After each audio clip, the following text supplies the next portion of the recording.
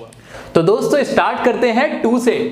और टू का इस्तेमाल यही है क्या कि जब कोई भी चीज आपकी तरफ या किसी भी चीज की तरफ आती है तो उसकी डायरेक्शन बताने के लिए, उसकी दिशा बताने के लिए हम टू का इस्तेमाल करते हैं। जैसे I am going to school, मैं कहां जा रहा हूं? स्कूल की तरफ जा रहा हूं। I am going to Delhi, मैं कहां जा रहा हूं? दिल्ली की तरफ जा रहा हूं। She is coming to me, वह कहां आ रही है? मेरी तरफ आ रही है। तो इस तरह के सभी सेंटेंसेस के अंदर हम क्या दिखाना चाहते हैं? डायरेक्शन दिखाना चाहते हैं। और डायरेक्शन जब भी दिखाई जाएगी टू का इस्तेमाल हो जाएगा। अब एक सेंटेंस है I want to speak, I want to meet. अब यहां टू का इस्तेमाल कैसे हो रहा है? यहां तो कोई डायरेक्शन नहीं दिखाई जा रही, तो आइए अभी बताते हैं कि यहां टू का क्या इस्तेमाल है। साथ ही साथ एक और बात बताओ, जब मेरी तरफ ये बॉल आई तब सेंटेंस के अंदर ये भी तो हो सकता था कि the ball is thrown towards me, to की जगह टूवर्ड्स भी तो आ सकता था। तो क्या फर्क है टू और टूवर्ड्स में, वो भी बताता हूं। आइए वीडियो में और मजे करते हैं और मजे मजे में प्रेपोजिशन सीखते हैं। तो दोस्तों टू का एक इस्तेमाल तो हमने अभी देखा ही कि टू का इस्तेमाल होता है किसी चीज की दिशा को बताने के लिए कि वो किस ओर जा रही है। आइए अब एग्जांपल की मदद से इसको और अच्छे से समझते हैं। तो ये तो हमने देख लिया था डायरेक्शन। अब वो डायरेक्शन किस चीज की हो सकती है? क्या वो डायरेक्शन सिर्फ किसी जगह की होगी? नहीं, अगर कोई चीज किसी व्यक्ति की तरफ जा रही हो, जैसे कि एग्जांपल के तौर पे मैंने लिखा she is giving money to him. अब जो मनी था यहां पे, यानी मेरे जो पैसे थे वो किसी हिम के पास जा रहे हैं, यानी कोई लड़का है उसके पास जा रहे हैं। तो उसकी डायरेक्शन को भी दिखाने के लिए हमने क्या इस्तेमाल किया? हमने टू का इस्तेमाल कर दिया। ठीक है जी, कि वह उसको पैसे दे रही है। तो यहां भी एक दिशा बता रहे थे कि पैसे किसकी ओर जा रहे हैं? उस व्यक्ति की ओर जा रहे हैं, उस लड़के की तरफ जा रहे हैं। ठीक है जी, तो ये बात हमें अच्छे से क्लियर हुई। और एग्जांपल देख लेते हैं। Rakesh is going to London. अब ये लंदन क्या है? एक प्लेस है कि नहीं? हाँ, जगह है। तो प्लेस की तरफ जा रहे होंगे तब भी हम टू का इस्तेमाल करेंगे। तो यहां मैंने टू लगा दिया। ठीक है, अब यहीं पर एक कंफ्यूजन आई थी जो मैंने आपसे कही थी कि मैं अभी बताता हूं क्या, कि सर यहां टू की जगह टूवर्ड्स भी तो आ सकता है। टूवर्ड्स का मतलब भी तो की तरफ होता है, डायरेक्शन दिखाने के लिए होता है। और आप बिल्कुल सही कह रहे हो, टू का इस्तेमाल डायरेक्शन दिखाने के लिए ही किया जाता है। अब फिर इन दोनों में डिफरेंस क्या है? मैं बताता हूं आपको डिफरेंस। जब हम टू लगाते हैं तब हमें पता होता है कि वो जो भी चीज जा रही है ना जिस तरफ, वो उसी के पास जाएगी। यानी मेरा जो राकेश भाई है ना, वो राकेश भाई लंदन ही जाएगा, इधर उधर नहीं भटकेगा। लेकिन अगर मैं यहां पर लगा देता हूं टूवर्ड्स, क्या मैं अगर लंदन से पहले लगा देता हूं टूवर्ड्स, तब पक्का नहीं है कि वो लंदन ही जाएगा। अब वो सिर्फ ये कहना चाहता है कि वो लंदन की ओर जा रहा है। अब लंदन को क्रॉस करके कहीं और चुपके से निकल जाए, किसी को नहीं पता चलेगा। जैसे कि कुछ बच्चे करते नहीं, जा तो स्कूल रहे होते हैं लेकिन इधर उधर चले जाते हैं। तो वो टुवर्ड्स स्कूल जा रहे होते हैं लेकिन टू स्कूल नहीं जाते। आप सब टू स्कूल जाना, ठीक है जी। मैं हमेशा टू स्कूल गया हूं, कभी टुवर्ड्स स्कूल नहीं गया। तो ये डिफरेंस था, ये कंफ्यूजन थी जो टू और टुवर्ड्स में थी, वो अब आपको क्लियर हो गई होगी। अच्छा, टुवर्ड्स भी एक प्रेपोजिशन ही होता है, तो उसका इस्तेमाल भी हमने समझ लिया कि किसी चीज की बस तरफ दिखाने के लिए इस ओर जा रहा है, मकसद वो नहीं कि वो वहीं जाएगा। ठीक है, आइए अब एक और एग्जांपल था वो भी पढ़ते हैं। वी आर हेडिंग, हेडिंग का मतलब ही होता है किसी तरफ जाना। Okay, we are heading to the entrance of the building. अब यहां टू का इस्तेमाल क्यों आया? सही सीधी सी बात थी, किसी तरफ जा रहे थे हम बिल्डिंग के एंट्रेंस की तरफ जा रहे थे, एंट्रेंस को जा रहे थे, डायरेक्शन थी, दिशा थी, मैंने टू लगा दिया। तो पहला इस्तेमाल तो टू का मुझे बड़ा परफेक्ट हो गया, कभी भी पूछ लो, कैसे भी पूछ लो, स्पीकिंग में भी अच्छे से इस्तेमाल कर सकता हूं। ओके जी, अब एक और इस्तेमाल क्या है टू का? टू का एक इस्तेमाल होता है एज एन इन्फिनेटिव। अब इन्फिनेटिव क्या होते हैं? बहुत लंबा चौड़ा रूल है? नहीं नहीं नहीं, बड़े आसान से होता है। इन्फिनेटिव ये होता है कि कोई भी आपकी जो एक्शन वर्ब होती है, मेन वर्ब होती है, उससे पहले टू लग जाता है और उसका इस्तेमाल कर दिया जाता है। जैसे to go, to play, to understand, to say, to talk, to meet. इस तरह से आपने बहुत बार देखा होगा सेंटेंसेस के अंदर टू लग के मेन वर्ब की फर्स्ट फॉर्म आ जाती है। तो टू का यहां क्या रोल होता है? यहां क्या ये डायरेक्शन दिखाता है? नहीं नहीं, जरा भी नहीं, यहां ये डायरेक्शन नहीं दिखाता, बल्कि यहां इसका इस्तेमाल होता है एज एन इन्फिनेटिव, और जो दिखाता है पर्पस को, यानी मकसद को, आपके उद्देश्य को। कैसे? एग्जाम्पल की मदद। ही वॉन्ट्स, वह चाहता है क्या?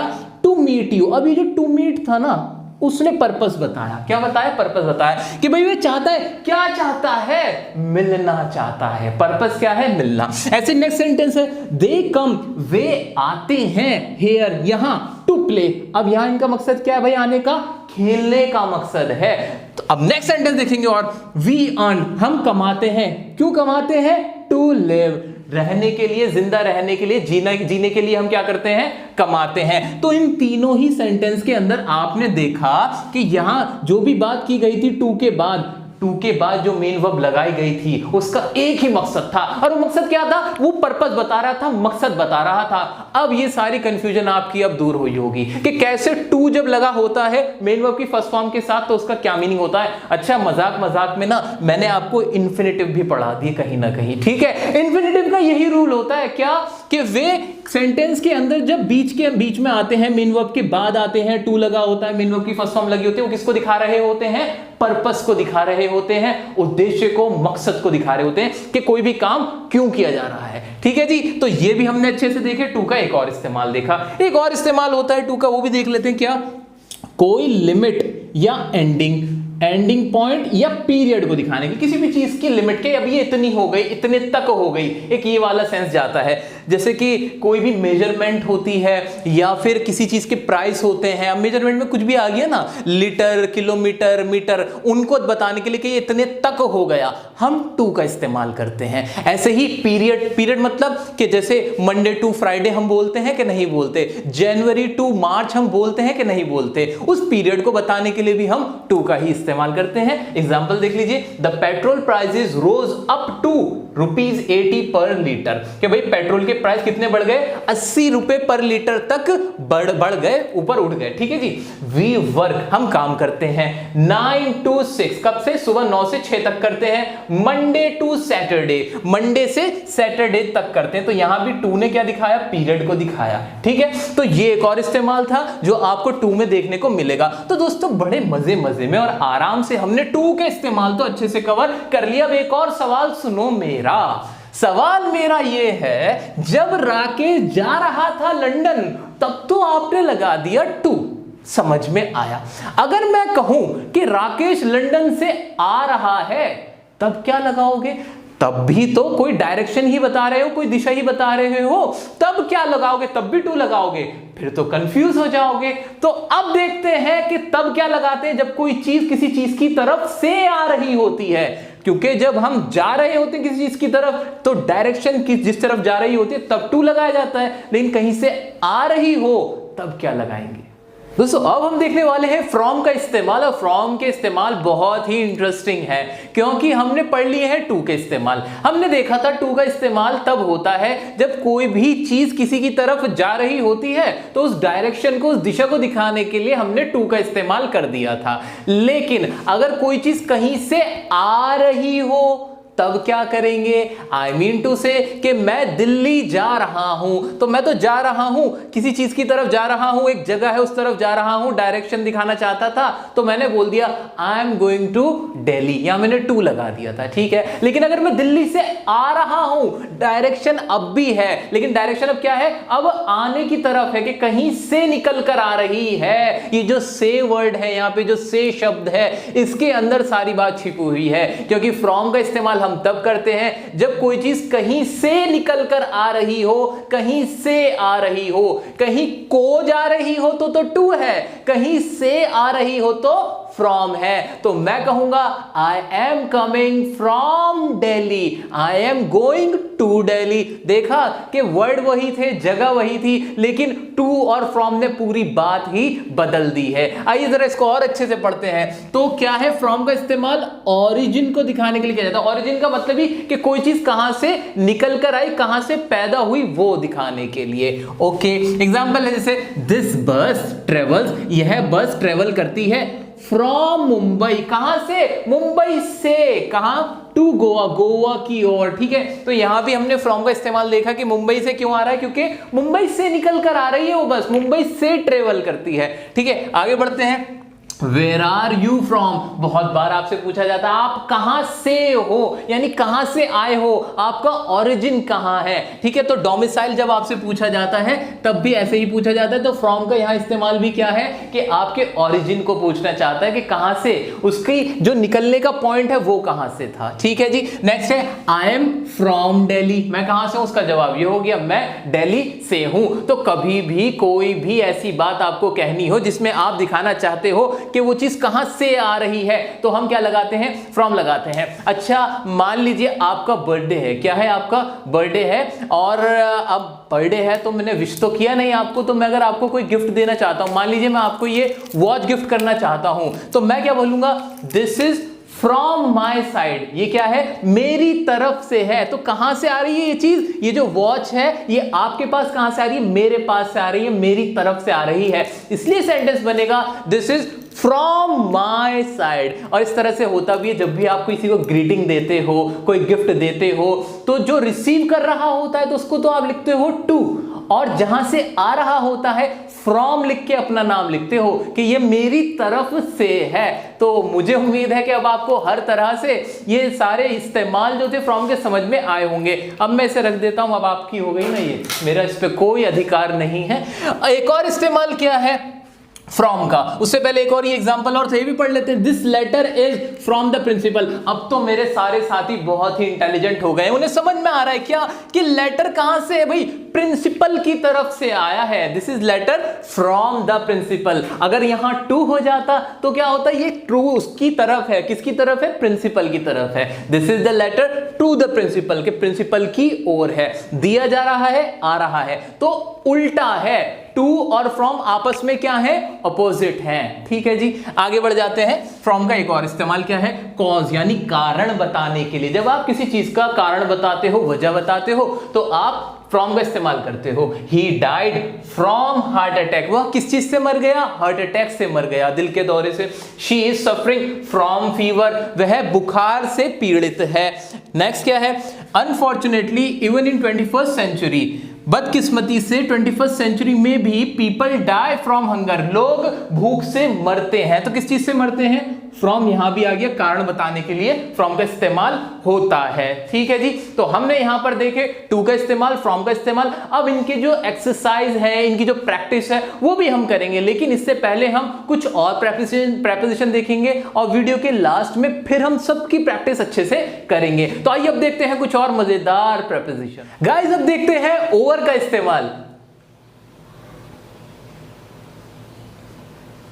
मेरे सर के ऊपर चिड़िया उड़ रही हैं, तो मैं इसकी इंग्लिश बोलूंगा the birds are flying over my head. जी हाँ दोस्तों, यही हमारा पहला इस्तेमाल है ओवर का। जब कोई भी चीज आपके ऊपर हो, चाहे वो आपके सर के ऊपर हो, चाहे वो आपके किसी जगह के ऊपर हो, किसी भी चीज के टॉप को दिखाने के लिए हम ओवर का इस्तेमाल करते हैं। तो एक इस्तेमाल तो ओवर का ये हो गया। दूसरा इस्तेमाल ओवर का तब करते हैं जब कोई चीज किसी चीज को कवर कर लेती है, यानी उसको पूरा ढक लेती है। तो जब कवर कर ले, ढक ले, उसके कांटेक्ट में हो, तब हम ओवर का इस्तेमाल करते हैं। तो दो बिल्कुल मोटे मोटे इस्तेमाल आपको याद रखने ओवर के, क्या कि जब कोई चीज किसी चीज के ऊपर हो, कहां हो, ऊपर हो, उसके टॉप पर हो, तब हम ओवर का इस्तेमाल करते हैं। या फिर कोई चीज किसी चीज को ढकी हुई होती है, उसको कवर अप करी हुई होती है, तब हम ओवर का इस्तेमाल करते हैं। चलिए अब जरा उसके कुछ एग्जाम्पल देखते हैं। एग्जाम्पल है हमारे सामने, पहले तो यही पढ़ लो, किसी ऊंची चीज को दिखाने के लिए, आपकी सहूलियत के लिए लिख देता हूं। नेक्स्ट है a beautiful white bird is flying over the lake, कि भाई एक बहुत खूबसूरत सफेद कलर की चिड़िया उड़ रही है किसके, लेक के ऊपर। भाई लेक के ऊपर उड़ रही है ना, उसके ऊपर थी, इसलिए मैंने यहां पे क्या लगा दिया, ओवर लगा दिया। नेक्स्ट मेरा एग्जांपल है with an umbrella over my head, एक अम्ब्रेला थी, मैंने ऐसे पकड़ रखी थी, मेरे सर को कवर की हुई थी अम्ब्रेला। तो जब भी मैंने बताया कि कवर अप कर रही हो, कोई चीज ऊपर हो, कवर कर रही हो, तब भी हम ओवर लगाते हैं। Over my head I was able to protect myself from the sun, तो मैं किस लायक था भाई, मैं इस लायक था कि मैं अपने आप को सन से प्रोटेक्ट कर सकता था। ठीक है जी, ओके। नेक्स्ट इसका इस्तेमाल क्या होता है ओवर का, कोई चीज कवर कर रही हो या कांटेक्ट में हो, जैसा कि हमने सीखा ही था। I put my hands over my years, मेरे हैंड थे ये, ओके, इसको मैं यहां रखता हूं, मेरे हैंड्स हैं, मैंने उनको अपने कानों पे रख लिया, तो इससे मैंने क्या किया, अपने कानों को कवर कर लिया। तो जब ऐसी पोजीशन हो तो मैं क्या कहूंगा, मेरे हाथों ने कवर किया किसको, मेरे कानों को। इसलिए मैंने यहां पे क्या लगाया, put my hands over my years, के मैं अपने हाथ रखता हूं कानों पर। ओके जी, नेक्स्ट सेंटेंस देखते हैं। He puts the blanket over his body. अब ब्लैंकेट मेरे पास नहीं है, अगर होता तो मैं पूरा उसको ओढ़ के आपको दिखा देता, लेकिन इसमें भी क्या होता है, जब हम ब्लैंकेट ओढ़ते हैं, उसको अपने ऊपर ढक लेते हैं, तो पूरी बॉडी कवर हो जाती है। इसलिए ही यहां पर क्या आया कि puts the blanket over his body, इसलिए यहां पर हमने ओवर का इस्तेमाल किया है। तो दोस्तों ये हमने देखे ओवर का इस्तेमाल जो बहुत ही ज्यादा इस्तेमाल होते, कॉमन है। कुछ एक और इस्तेमाल क्या होते हैं ओवर के, किसी नंबर, एज या अमाउंट को बताने के लिए। ये बड़ा अच्छा है कि जब भी आप कोई संख्या बता रहे हो कि 5 लाख से ज्यादा लोग ऐसा कर रहे हैं, 2 मिलियन से ज्यादा लोग ऐसा कर रहे हैं, ठीक है, तो इस तरह की जब संख्या बताते तब हम ओवर का इस्तेमाल करते हैं। जैसे ही won the election with over 2 million votes, कि उसने इलेक्शन जीता 2 मिलियन से ज्यादा वोट से। यहां पे कोई ढकने वाली बात नहीं है, टॉप वाली बात नहीं है, ऊंचाई को नहीं दिखाता यहां ओवर, यहां बस दिखाना चाहता है कि इससे ज्यादा से, ठीक है जी। Over 50% of the company shares are owned by the government, के यहां पर भी क्या दिखा रहा है, एक नंबर है, नंबर को दिखा रहा है कि 50% से ज्यादा कंपनी के शेयर्स क्या हैं, ओन करे हुए हैं गवर्नमेंट ने। तो दोस्तों ओवर के वो इस्तेमाल थे जो कल तक आपको परेशान करते थे, अब परेशान होने की जरूरत नहीं। इसको सम अप करते हैं क्या, कि जब कोई चीज सर के ऊपर हो या किसी भी चीज के ऊपर हो, टॉप पर हो, तब हम ओवर लगाते हैं, या फिर कॉन्टेक्ट में हो, कवर कर रखा हो। जो आपकी अंब्रेला होती है उसे याद रख लेना, कि जैसे आप छाता लेते हो तो छाता कवर करा होता है ना, तो तब हम ओवर लगा देते हैं। या फिर कोई संख्या हो 50% से ज्यादा, 10% से ज्यादा, 20 लाख से ज्यादा, 10 लाख से ज्यादा, इस तरह से आप जब भी सेंटेंस देखो वहां ओवर लगा दोगे। अब देखते हैं ओवर से ही रिलेटेड एक और प्रेपोजिशन होती है हमारी अबव। अब जब ओवर यहां आ गया तो अबव कहां आएगा दोस्तों, अब हम देखते हैं अबव का इस्तेमाल। अबव भी एक प्रेपोजिशन है, और जैसा कि मैंने आपसे कहा था कि ओवर और अबव दोनों कहीं ना कहीं इंटरचेंजेबली यूज होते हैं, यानी ओवर लगा दो या अबव लगा दो, बात एक ही हो जाती है। लेकिन कुछ ऐसी कंडीशंस हैं जहां पे आपको दोनों को अलग अलग इस्तेमाल करना है। वो क्या, कि भाई वैसे तो अबव का इस्तेमाल भी ऊंचाई को दिखाने के लिए किया जाता है, लेकिन जब आप अबव लगाते हो तो आप ये कहना चाहते हो कि जो दूसरी चीज है जिससे आप ऊंचाई दिखा हो उससे ज्यादा ऊंची दूसरी चीज है, ऐसे दिखाना चाहते हो। जैसे कि मैंने लिखा भी है, हायर लेवल को दिखाने के लिए। एक होता है कि भाई हाई को दिखाने के लिए भाई ये चीज ऊंचाई पे है, हायर यानी कंपैरिजन होगा, दो चीजों का कंपैरिजन करते हो कहीं ना कहीं आप, जब आप अबव का इस्तेमाल करते हो। कैसे देखते हैं ना, his house is situated above the sea level, कि जो सी लेवल था, जो समुंदर का लेवल था, उससे ऊंचाई पर है उसका घर। यानी यहां पर कहीं ना कहीं आपने कंपैरिजन करके ऊंचाई को दिखाया है। ऊंचा तो आप ओवर कह के भी कह सकते थे, लेकिन ओवर के अंदर ना कंपैरिजन नहीं होती। ओवर ये नहीं कहता कि ये चीज इससे हायर है, ओवर नहीं कहता कि जो उसका हाउस है वो सी लेवल से हायर है, ओवर नहीं कहेगा। वो कौन कहेगा, वो अबव कहेगा। यानी अबव का काम होता है कंपैरिजन करने के लिए, ज्यादा ऊंचाई को दिखाने के लिए कि ये चीज इस चीज से ज्यादा ऊंचाई पर है। ठीक है जी, ओके जी। आइए दूसरी बात क्या थी, जो कांटेक्ट या टच में ना हो। याद रखना मेरी बात मेरे दोस्तों, कभी भी आप अबव का इस्तेमाल टचिंग में नहीं देखोगे, ये कभी भी किसी चीज को टच नहीं कर रहा होगा। जबकि ओवर के केस में हमने देखा था, क्या देखा था, ब्लैंकेट ओढ़ लिया था, या फिर कोई चीज आप मल देते हो चेहरे के ऊपर तो वो भी ओवर वहां लगा सकते हो, ऑल ओवर आप लगा सकते हो। लेकिन अबव के केस में ऐसा कभी नहीं होता कि टच में कोई चीज या कांटेक्ट में कोई चीज हो और आप उसको कह रहे हो कि वो ऊंचाई पर है, ऐसा नहीं होगा। ओके जी, आइए कुछ और एग्जांपल देखते हैं। Can you raise your hand above your head, क्या आप अपने हाथ अपने सिर के ऊपर उठा सकते हो। याद रखो, हाथ तो हमने तब भी उठाए थे जब हमने ओवर का इस्तेमाल किया था कान पे रखने के लिए, लेकिन वहां कांटेक्ट था, वहां पे कवर करना था। लेकिन जब हम ऊपर ऐसे उठाएंगे, यानी हेड से ऊपर उठाना है, यानी हायर को दिखाना है, तो यहां पे हमने क्या इस्तेमाल किया, हमने अबव का इस्तेमाल किया। देख रहे हो मजा आ रहा है कि नहीं? कौन कहता है ग्रामर में बहुत मुश्किल होती है? ग्रामर से इंटरेस्टिंग मुझे तो कुछ नहीं लगता दोस्तों। देखो छोटे छोटे डिफरेंस है, मजेदार डिफरेंस है, ठीक है जी। और क्या होता है अबव का इस्तेमाल? टेम्परेचर को बताने के लिए, यानी जो तापमान होता है उसको बताने के लिए भी हमेशा अबव आएगा, ओवर नहीं आएगा।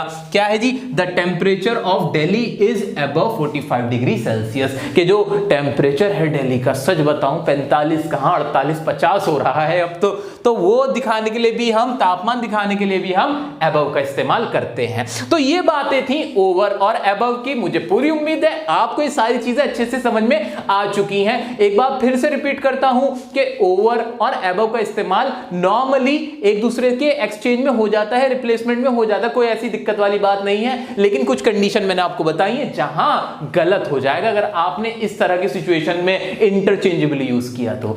अब अबव और ओवर से ही बिल्कुल रिवर्स हमारे इस्तेमाल होते हैं, किसके? अंडर और बिलो के।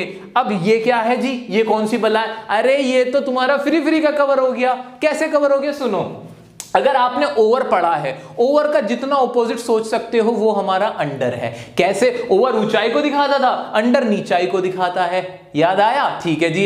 ओवर कवरिंग को दिखाता था, अंडर भी कवरिंग को दिखाता है, कोई बात नहीं, लेकिन ये ऊंचाई को नहीं, ये नीचाई में कवरिंग को दिखाता है। जैसे कि सेंटेंस है the cat is under the table, कि भाई जो बिल्ली है, बिल्ली वो टेबल के नीचे है। या फिर मेरे शूज बेड के नीचे है, my shoes are under the bed. या जो टाइटैनिक का मलबा है वो समुंदर के अंदर है या नीचे है, इस तरह से आप बोलते हो। तो इस तरह से हमने देखा कि किसी भी चीज को जब हमें दिखाना हो कि कवर हो रही हो नीचाई में, तब हम अंडर लगाते हैं, ठीक है जी। और इसके अंदर क्या है हमारे बिलो के अंदर? बिलो में बिल्कुल उल्टा, कौन सा? अबव का उल्टा, यानी कवर नहीं कर रहा होगा। क्या? कवर नहीं कर रहा होगा। नॉर्मल कंपैरिजन की गई होगी, जैसे there was a big box below the painting, कि भाई कोई पेंटिंग लटकी हुई है, एक बड़ा सा बॉक्स है वो उसके नीचे है। अब यहां पे कंपैरिजन कर रहा है वो पेंटिंग से बॉक्स की, कि भाई दोनों के बीच में नीचाई दिखाना चाहता है कि उसके बिल्कुल नीचे, ठीक है जी।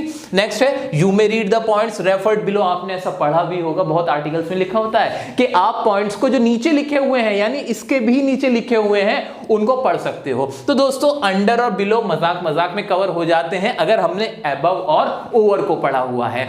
तो अब बारी आई है प्रैक्टिस करने की। अब हम देखते हैं इन सब के जो असल में हमें इस्तेमाल करने हैं, जो एग्जाम के पॉइंट ऑफ व्यू से भी बहुत इंपॉर्टेंट है, उसको हम देखते हैं। तो चलिए आइए प्रैक्टिस करते हैं। दोस्तों जैसा कि वादा था कि हम वीडियो के लास्ट में जितने भी हमने प्रीपोजिशन पढ़े हैं उनको अच्छे से प्रैक्टिस करेंगे, और वही अब हम करने वाले हैं। तो पहला सेंटेंस है, जरा ध्यान से देखो, कूल माइंड से अपना सेंस लगाओ। आओ जी।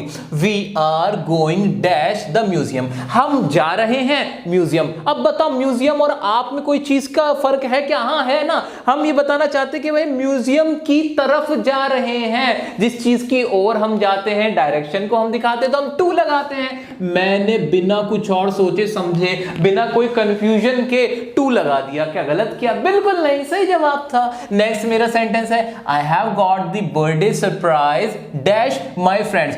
मुझे बर्थडे सरप्राइज मिला माय फ्रेंड्स। अब बताओ क्या हुआ होगा? भाई मुझे मेरे फ्रेंड्स से बर्थडे सरप्राइज मिला होगा ना, तो सरप्राइज कहां से आया, यानी ओरिजिन को दिखा रहा है, वो चीज कहां से निकल कर आई। भाई किसके पास से आई? फ्रॉम। और ऐसी सिचुएशन में हम क्या लगाते हैं? फ्रॉम माय फ्रेंड्स, कि भाई मुझे बर्थडे सरप्राइज मिला मेरे फ्रेंड्स की तरफ से।